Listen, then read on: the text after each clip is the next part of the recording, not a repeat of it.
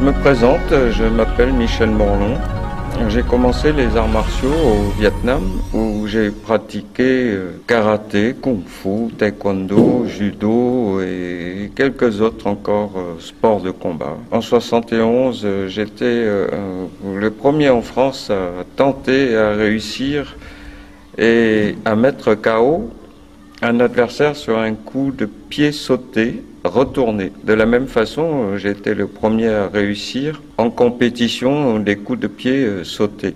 J'ai participé à de très nombreux événements tels que la rencontre de Full Contact France-USA en 76 avec Monsieur Dominique Valera dans l'équipe. J'aimais beaucoup la compétition, mais à mes yeux c'était surtout un test technique. La médaille ne m'intéressait pas vraiment. Finalement, j'ai été directeur technique du taekwondo français dans les années 80. Après avoir formé un grand nombre de gradés et de champions en karaté et en taekwondo, j'en suis arrivé à me poser un grand nombre de questions sur ma pratique qui ne me satisfaisaient plus pleinement. Au fond de moi, je ressentais qu'il devait y avoir sûrement autre chose et qu'il fallait repenser totalement toute ma façon de faire.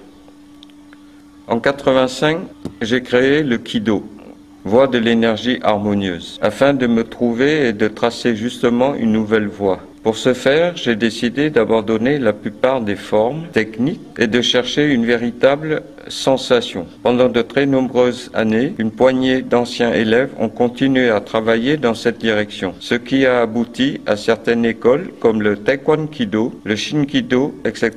Mon message s'adresse, toutes disciplines confondues, à tous ceux qui croient dans les techniques des arts martiaux traditionnels. La puissance dégagée par un coup, il y a une formule mathématique qu'on ne va pas appliquer à la lettre parce que c'est trop recherché et compliqué, mais on va dire que c'est la masse plus la vitesse. La masse, c'est quoi?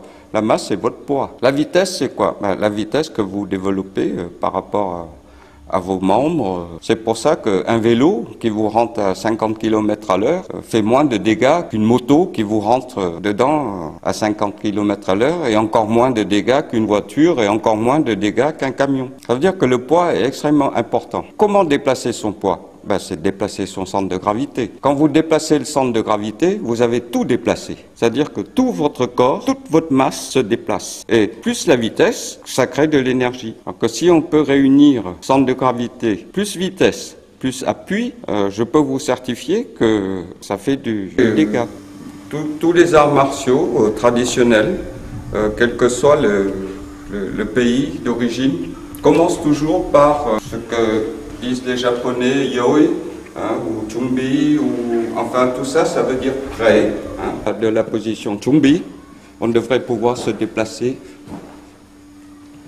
aisément, puisqu'on est déjà à l'aise, on devrait pouvoir sans problème déplacer. Et quelques positions de base, de face, de profil, cavalier, du chat, du tigre. L'essentiel dans ces positions, c'est de se sentir très bien, comme si on était dans la première position, c'est-à-dire la position prêt.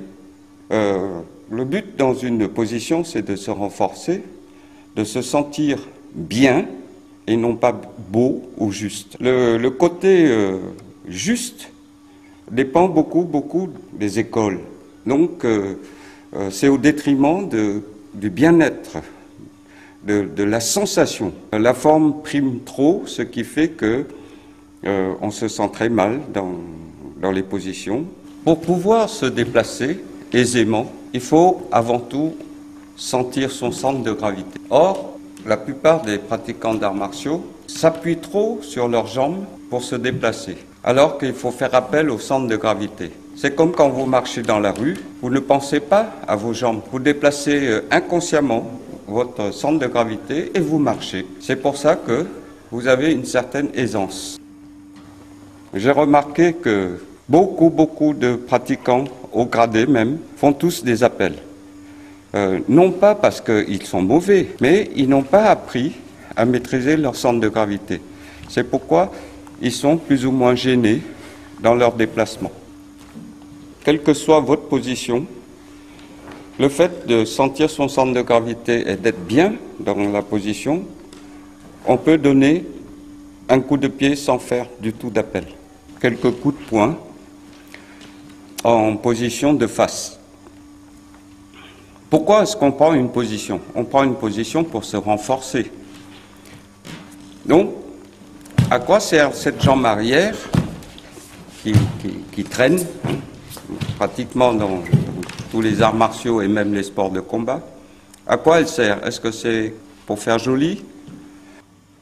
L'idéal, c'est que le coup de poing arrive une fois que le pied arrière soit ancré au sol. Or, j'ai remarqué que la plupart des pratiquants posent d'abord la jambe avant, donnent le coup, et une fois le coup donné, repose le pied arrière. Ça veut dire que le pied arrière, il ne sert à rien, alors qu'il doit servir d'appui, d'été. Il sert pour renforcer le coup. Quand il s'agit de se battre, c'est-à-dire pas faire de la compétition, mais de se battre, de se mettre KO, les arts martiaux traditionnels sont rangés au placard. On voit que de la boxe, quelques coups de pied de kickboxing et un tout petit peu de judo, de jiu-jitsu. Mais les techniques traditionnelles de frappe des arts martiaux, inexistants. Donc je suis étonné parce que je ne fais que 60 kilos et en utilisant mon poids, je peux faire pas mal de dégâts et je l'ai démontré à maintes reprises. Là, vous avez vu exactement la même vitesse sur ces trois coups-là. Sur trois distances différentes, j'ai utilisé exactement la même vitesse. Et vous avez remarqué, c'est pratiquement le même temps. C'est pas trois temps différents, c'est le même temps. Sur trois distances différentes, on peut utiliser le même temps et la même vitesse. Pourquoi? Parce que j'ai déplacé mon centre de gravité en même temps que j'ai déplacé mon bras. Voilà. Là, j'ai fait une attaque sur coup de poing et vous voyez que mon corps, mon centre de gravité, mon acte qui est le coup de poing, tout part en même temps, ainsi que le coup de pied de face. Tout mon corps participe, ce qui me permet de pouvoir derrière donner un coup de poing. Pour faire cela, il faut vraiment maîtriser son centre de gravité et aussi avoir un bon pied d'appui. La plupart des coups qui peuvent être très puissants et très dangereux sont enseignés comme étant des blocages, voire des balayages. Or, si vous remarquez bien, la plupart des blocages que vous voyez sont pratiquement inutiles étant donné que le coup ne nous touche pas. Là, vous voyez, j'ai transformé ce qu'on appelle des blocages ou des balayages en coups. Hein. Donc ça fait que j'ai déjà 3 coups en plus à ma panoplie. Et contrairement à ce qu'on pense, le coup qui tue, ça doit être dans les romans. Et je pense qu'il faut pouvoir donner une rafale de coups pour être efficace. Et non pas un coup et s'arrêter.